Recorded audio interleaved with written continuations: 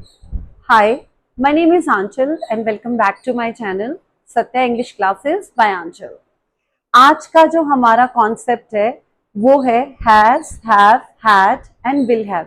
ये कॉन्सेप्ट बहुत ही ज़रूरी होता है इंग्लिश स्पीकिंग के लिए, क्योंकि ये उन चीज़ों के बारे में बात करता है जो हमारी अपनी होती है, जिनको हम पोजेस करते हैं, ओन करते हैं, जो भी हमारी अपनी बिलोंगिंग्स हैं, ये उनको लेके बात करता है। तो लेट्स लर्न अबाउट दैट।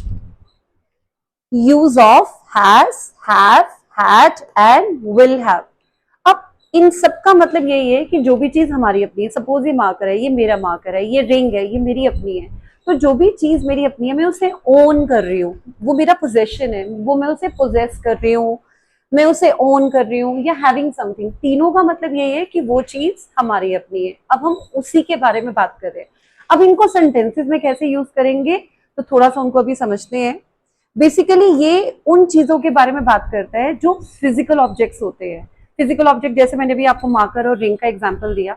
इसके अलावा आपकी कोई फीलिंग, कोई एहसास है, उसको लेकर भी हम हैज, हैव, हैड और विल हैव का यूज कर सकते हैं। उसके अलावा आपका कोई एक्सपीरियंस है, अनुभव है, उसको लेकर भी हम हैज, हैव, हैड और विल हैव का यूज कर सकते हैं।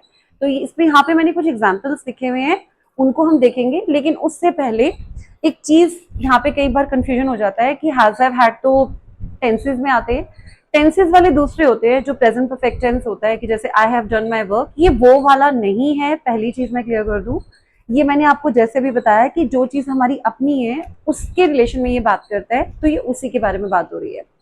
अब हैज और हैव में कईयों को कंफ्यूजन रहता है कि हैज किसके साथ आता है और हैव किसके साथ। तो पहले इसको समझ लेते हैं। हैज आता है, बहुत ही सिंपल वे में समझाने की कोशिश करूंगी। हैज आता है किसी एक चीज के साथ, जो सब्जेक्ट एक होता है, जब हम किसी एक की बात कर रहे होते हैं।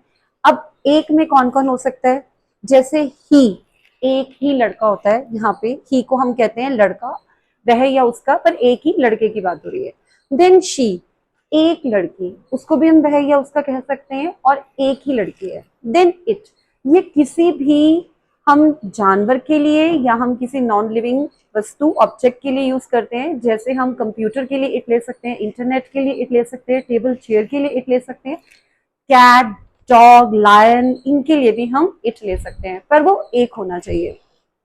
देन नेम, अब नाम के साथ भी हम यहाँ पे हैज का यूज कर सकते हैं। नाम जैसे suppose if I am talking about my name Aanchal, तो यहाँ पे हम नाम के साथ भी हैज का यूज करेंगे, क्योंकि नाम एक ही है। जब एक की बात हो रही होती है उन सबके साथ हैज आता है। देन सिंगुलर, सिंगुलर का मतलब तो होता ही एक है। सिंगुलर में हम किसी किसी इंक्लूड कर सकते हैं, लेकिन जैसे doctor, doctor has, teacher has, ठीक है। इंटरनेट हैज, इंटरनेट भी एक है। Computer has, mobile has. तो ये जब एक की बात होती है ना, तब हैज आता है। बस इतना ध्यान रखिए और ये आपकी जो कंफ्यूजन है वो क्लियर हो जाएगी। तो हैज यहाँ पे जब हमने समझ लिया, तो अब इनके कुछ सेंटेंसेस यहाँ पे चेक करते हैं। जैसे यहाँ पे एक सेंटेंस है, हैज के ही हम पहले क्लियर करेंगे।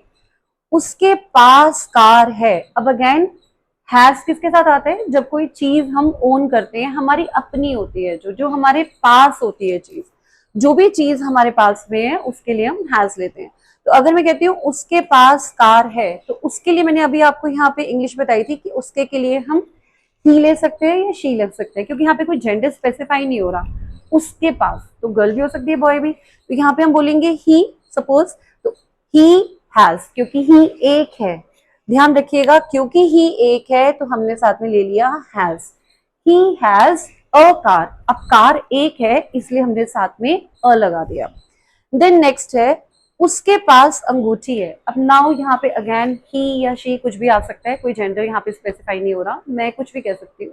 सपोज मैंने यहाँ पे शी कह दिया, she has a ring. She एक है, ये ध्यान रखिएगा, जब भी किसी एक की बात हो रही है तो हम हैज का यूज कर रहे हैं। She has a ring.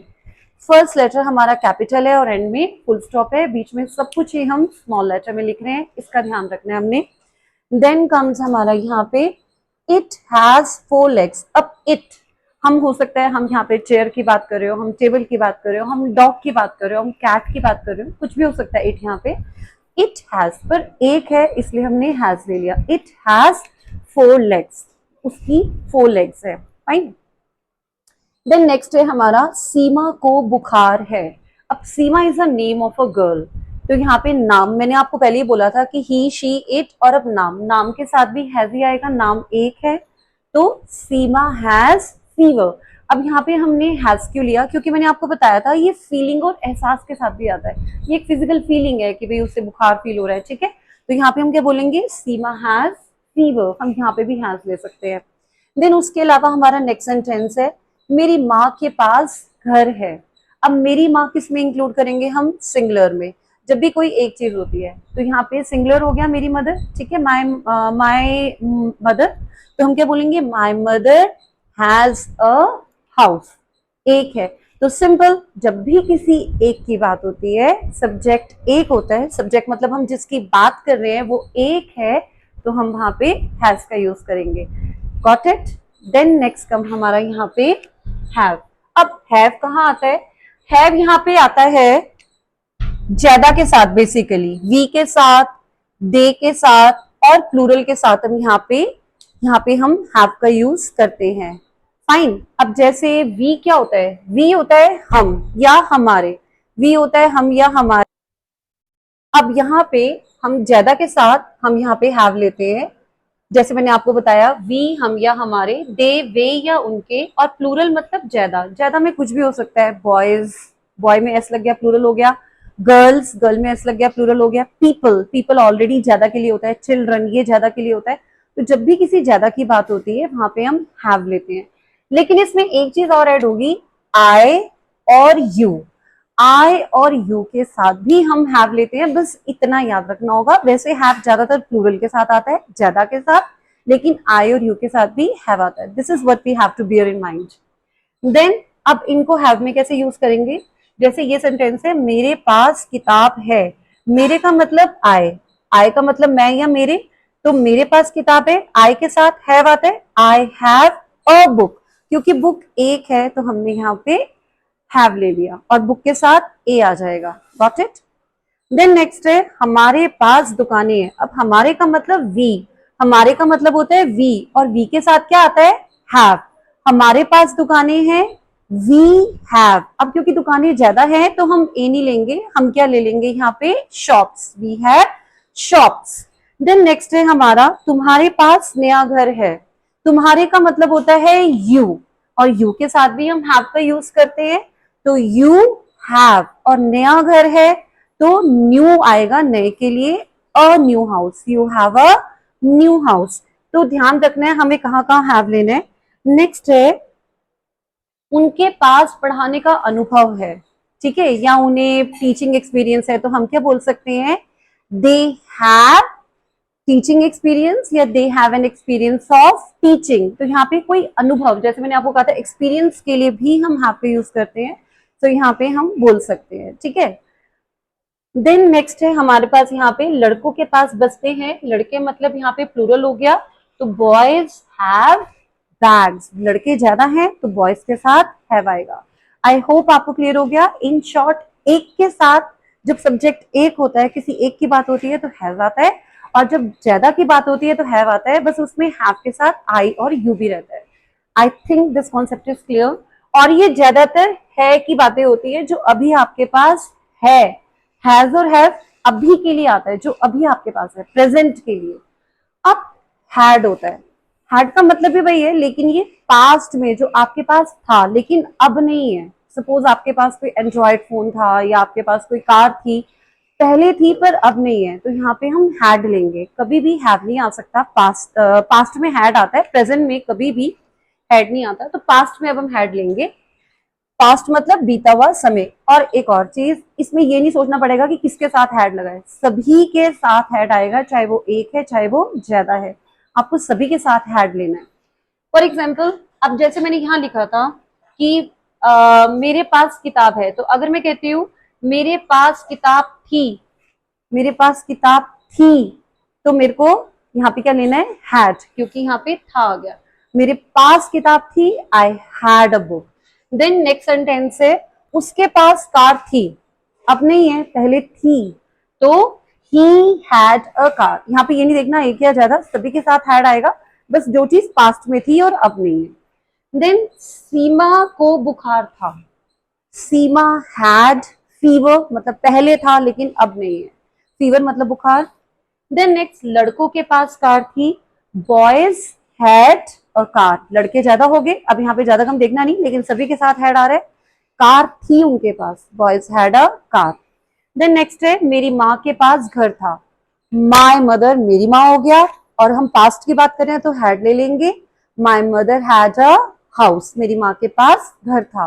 कोई भी चीज जो आपके पास थी, अगर आप कहते हो मेरे पास मोबाइल था, तो हम कैसे बोलेंगे, आई हैड अ मोबाइल, मतलब अब नहीं है, मेरे पास पहले था, सपोज अगर हमें ऐसा कुछ कहना है, कोई भी चीज जो पास में थी और अब नहीं है, हैड यूज करना है। देन अब हम भविष्य की भी बातें करते हैं, हर कोई चाहता है कि उनके पास फ्यूचर में सब कुछ अच्छा हो, जैसे कोई चाहता है कि उनका अपना बिजनेस हो, ठीक है, कोई चाहता है कि उनके पास बंगला हो, गाड़ी हो, एवरीथिंग, सभी कोई चाहते हैं, तो उसके लिए हमें क्या कहना चाहिए, विल हैव, और विल हैव भी सभी के साथ आता है, ऐसा नहीं है कि किसी के साथ विल हैज होगा, किसी के साथ विल हैव होगा, ऐसा नहीं है, सभी के साथ विल हैव ही आएगा, इसका ध्यान रखना है हमने। और विल हैव फ्यूचर के लिए आता है, भविष्य के लिए। फॉर एग्जाम्पल, एंड में आपकी बात गागेगी पे खत्म होनी चाहिए, जैसे उसके पास कार होगी, अब मैंने यहाँ पे एक सेंटेंस लिया था, उसके पास कार थी, तो हमने लिया ही हैड, पर मैं यहाँ पे कह रही हूँ उसके पास कार होगी, तो हम क्या बोलेंगे, he will have a car, future के लिए बस हमने विल हैव ले लिया। देन नेक्स्ट कम, मेरे पास किताब होगी, I will have a book, अब यहाँ पे हमने पहले क्या लिया था, हैड, अगर पास्ट में है, फ्यूचर में क्या हो जाएगा, विल हैव। देन नेक्स्ट है, सीमा को बुखार होगा, अगर मैंने पास्ट में कहा था तो मैंने बोला सीमा हैड फीवर, लेकिन फ्यूचर में क्या हो जाएगा, सीमा विल हैव फीवर, हमें इसका ध्यान रखना है। देन नेक्स्ट है, लड़कों के पास, यहाँ पे मैं कह रही हूँ कार होगी, और हमने पास्ट में क्या बोला था, लड़कों के पास कार थी तो हैड आ गया, लेकिन अगर फ्यूचर ले रहे हैं, लड़कों के पास कार होगी, तो boys will have a car. Then next है हमारा यहाँ पे, मेरी माँ के पास घर होगा, now this question is for all of you to attempt, मेरी माँ के पास घर होगा, पास्ट में हमने बोला मेरी माँ के पास घर था, तो हमने बोला my mother had a house, present में my mother has a house, लेकिन फ्यूचर में क्या होगा वो आपने बताना है। Fine, I hope this concept is clear to you. इस तरह से आपके पास है, किसी के पास कुछ भी है, था या होगा, now you can easily use has, have, had and will have in these kind of sentences. And एक चीज और, try to practice these kind of sentences as much as you can, क्योंकि जितना आप लिख कर और बोलकर, जितना बोलकर प्रैक्टिस करोगे, उतना ही आपका कॉन्सेप्ट स्ट्रांग होता जाएगा, and you will never face any problem while speaking. तो इन जितना भी आप सीख रहे हैं, कीप प्रैक्टिसिंग, लिखकर और बोलकर।